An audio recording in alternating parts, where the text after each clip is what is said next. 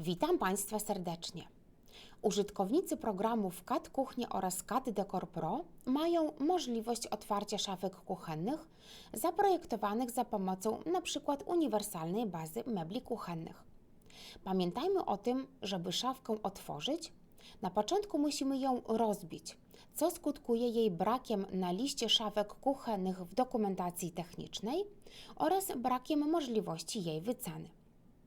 W naszym projekcie otworzymy szafkę wysoką z wysuwanym mechanizmem cargo. W tym celu wyjdziemy z wizualizacji, zbliżymy nasz projekt, widok na naszą szafkę, zaznaczymy ją i rozbijemy za pomocą ikonki rozbij. Następnie zaznaczymy fronty, uchwyt oraz mechanizm cargo. Za pomocą prawego przycisku myszy wybierzemy opcję przesuń 2 punkty.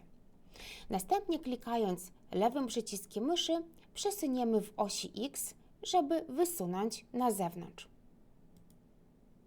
Następnie wejdziemy w wizualizację, zobaczymy jak prezentuje się nasza szafka. Front z mechanizmem cargo mamy wysunięty. W razie potrzeby możemy skorzystać z elementów dekoracyjnych w celu wyposażenia zmodyfikowanej szafki. Dziękuję Państwu za uwagę.